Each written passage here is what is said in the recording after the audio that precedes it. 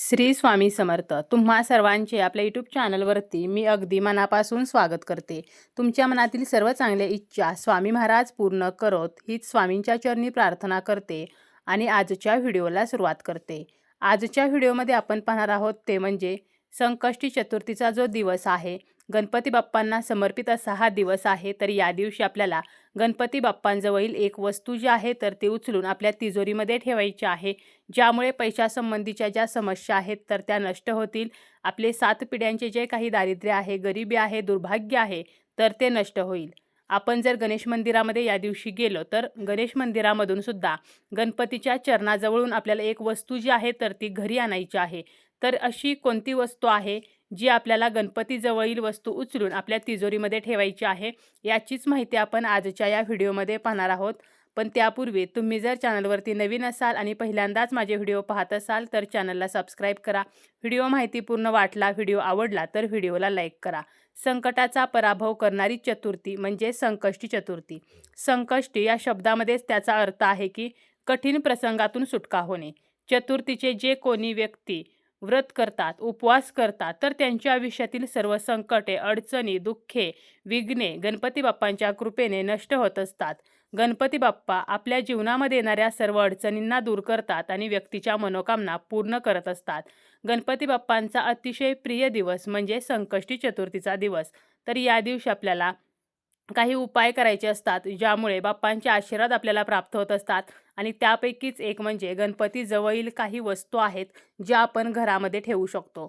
आजच्या व्हिडिओमध्ये आपण 3 ते 4 अशा वस्तू पाहणार आहोत, ज्या आपण आपल्या तिजोरीमध्ये, आपल्या घरामध्ये बाप्पांचा आशीर्वाद म्हणून ठेवू शकतो, ज्यामुळे आपल्या पैशासंबंधीच्या किंवा इतर ज्या समस्या आहेत तर त्या नष्ट होतील.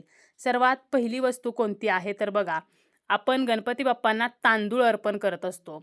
तांदूळ जे अर्पण केलेले आहेत तर आपल्याला काय करायचं आहे, घरी जर गणपती बाप्पांच्या मूर्तीला आपण तांदूळ अर्पण केलेले असतील किंवा आपण जर गणेश मंदिरामध्ये गेलो तर जे तांदूळ बाप्पांच्या चरणावरती अर्पण केलेले आहेत तर त्यातील 21 तांदूळ आपल्याला उचलायचे आहेत. किंवा अगदी तुम्हाला 21 तांदूळ नाहीत मिळाले तरी 5 जरी तांदूळ उचलले तरीसुद्धा चालतील. आणि आपल्याला ते आपल्या घरामध्ये तिजोरीमध्ये ठेवायचे आहेत. एका लाल आपल्याला कागदाच्या पुडीमध्ये हे तांदूळ बांधायचे आहेत आणि त्यानंतर तिजोरीमध्ये ठेवा. किंवा आपला जो कॅश बॉक्स आहे त्यामध्ये ठेवू शकतो. पॉकेटमध्ये, पर्समध्ये ठेवले तरीसुद्धा चालतील. किंवा एक लाल कापडाचा तुकडा घ्यायचा आणि त्यामध्ये हे तांदूळ बांधायचे आणि ठेवायचे. लाल कागदामध्ये बांधले तरी चालतील, लाल कापडामध्ये बांधले तरीसुद्धा चालतील. तुम्ही एखाद्या डबीमध्ये सुद्धा हे तांदूळ ठेवू शकता. गणपतीला अर्पण केलेला तांदूळ जो आहे तर तो उचलताना आपल्याला ओम गण गणपते नमहा असा म्हणत उचलायचा आहे. तर अशा प्रकारे 21 तांदूळ आपल्याला गणेश मंदिरातून घरी आणायचे आहेत. आणि आपण जर घरच्याच गणपती बाप्पांचे तांदूळ आपल्या तिजोरीमध्ये ठेवणार असू तर मग काय करायचं, आपण जो कागद लाल घेतलेला आहे किंवा लाल कापड घेतलेला आहे तर ते गणपती बाप्पांसमोर ठेवायचं आणि आपल्याला एक तांदूळ उचलायचा, ओम गण गणपते नमहा म्हणायचा आणि त्या कपड्यावरती तो तांदूळ ठेवायचा. तर असे 21 वेळेला किंवा 5 वेळेला आपल्याला तांदूळ उचलायचे आहेत आणि त्या कापडावरती ठेवायचे आहेत. यानंतर आपल्याला या कापडाची पुरचुंडी तयार करायची आहे किंवा कागदाची पुडी बांधायची आहे. आपल्या उजव्या हातामध्ये घेऊन बाप्पांना आपली जी समस्या आहे, धनासंबंधीची जी समस्या असेल, आर्थिक समस्या असेल तर ती सांगायची आहे. आणि आपल्याला ही पुरचुंडी किंवा पुडी जी आहे तर ती बाप्पांच्या चरणावरती ठेवायची आहे. तिला हळदी, कुंकू, अक्षता, फूल अर्पण करायचं आहे, धूपदीपाने ओवाळायचं आहे आणि 2 मिनटं चरणाजवळ ठेवून किंवा 5 मिनटं चरणाजवळ ठेवून नंतर उचलून तिजोरीमध्ये किंवा पॉकेटमध्ये ठेवायची आहे. तर अशा प्रकारे आपण घरच्या ज्या गणपती बाप्पांची मूर्ती असेल तर त्यासमोरील सुद्धा तांदूळ किंवा गणेश मंदिरामधून जरी तांदूळ आणले तरीसुद्धा चालतील. यानंतरची वस्तू आहे ती म्हणजे सुपारी. गणपती बाप्पांना अर्पण केलेली जी सुपारी असते किंवा गणपती बाप्पांसमोर आपण जो विडा ठेवलेला असतो त्यावरती जी सुपारी असेल तर ती सुपारी घ्यायची आहे. 21 वेळेला आपल्याला गणपती अथर्वशीर्ष म्हणायचं आहे आणि ही सुपारी एका पिवळ्या कपड्यामध्ये बांधून आपल्याला तिजोरीमध्ये ठेवायची आहे.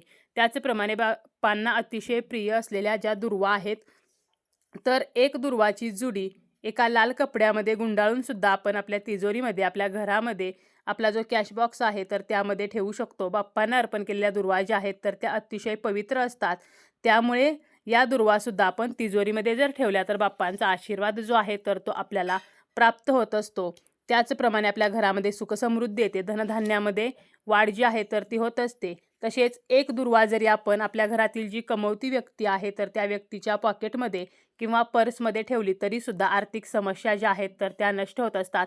फक्त बघा, आपण जेव्हा मांसाहार वगैरे करतो तर त्यावेळेला त्या दुर्वाला स्पर्श होणार नाही, तर याची काळजी घ्यायची आहे. तर अशा प्रकारे आपल्याला एका बाजूला कप्प्यामध्ये ही दुर्वा जी आहे तर ती व्यवस्थित ठेवायची आहे. सहसा या दुर्वाला आपला स्पर्श होणार नाही, तर अशा प्रकारे ठेवायची आहे.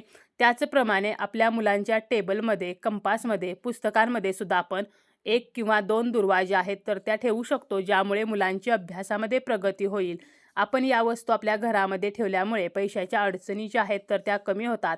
बिघडलेली कामे जी आहेत तर ती मार्गी लागतात. त्याचप्रमाणे आपल्यावरती कर्ज असेल तर ते कर्ज फेटायला मदत होते. मुलांची अभ्यासामध्ये प्रगती होते किंवा नोकरीमध्ये त्यांना यश मिळते. व्यवसाय असेल तर व्यवसायामध्ये सुद्धा वाढ होत असते. तर अशा प्रकारे आपण नक्कीच या ज्या 3 वस्तू आहेत, दुर्वा, सुपारी आणि तांदूळ, त्याचप्रमाणे गणपती बाप्पांना इतरही काही वस्तू अर्पण केलेल्या असतात. म्हणजे बघा, हिरवे मूग अर्पण केलेले असतात, काळे तीळ अर्पण केलेले असतात. तर यातील जरी आपण चिमूटभर काळे तीळ आपल्या घरामध्ये बाप्पांचा आशीर्वाद म्हणून ठेवले किंवा आपण 5, 7, 11, 21 असे हिरव्या मुगाचे दाणे जरी गणपती बाप्पांजवळील उचलून एका कपड्यामध्ये बांधून आपण घरामध्ये ठेवले तरी सुद्धा चालतील. हिरव्या मुगाचे दाणे जर तुम्हाला भेटले तर आपल्याला ते हिरव्या कपड्यामध्ये किंवा हिरव्या कागदामध्ये बांधून ठेवायचे आहेत. तर अशा प्रकारे नक्कीच या वस्तू बाप्पांचा आशीर्वाद म्हणून संकष्टी चतुर्थीच्या दिवशी आपण आपल्या घरामध्ये ठेवू शकतो. या वस्तूंचे पुन्हा काय करावे, तर तुम्ही काय करू शकता, या वस्तू ज्या आहेत तर त्या प्रत्येक संकष्टी चतुर्थीला बदलू शकता किंवा 6 महिन्यातून एकदा बदलू शकता. म्हणजे पहिल्या ज्या वस्तू आपण बांधून ठेवलेल्या आहेत त्या निर्माल्यमध्ये विसर्जित करायच्या आणि पुन्हा पुढच्या संकष्टीला हाच उपाय करायचा. किंवा ही जी पुरचुंडी आहे तर ती आपण प्रत्येक संकष्टीला बाप्पांसमोर ठेवायची आहे. त्याला हळदी कुंकू, अक्षता, फुल अर्पण करायचं आहे. धूप अगरबत्तीने ओवाळायचं आहे आणि संकष्टी चतुर्थीचा दिवस आपल्याला बाप्पांजवळच ही पुरचुंडी राहू द्यायची आहे आणि दुसऱ्या दिवशी उचलून आपल्याला जागेवरती ठेवायची आहे. असं सुद्धा आपण करू शकतो.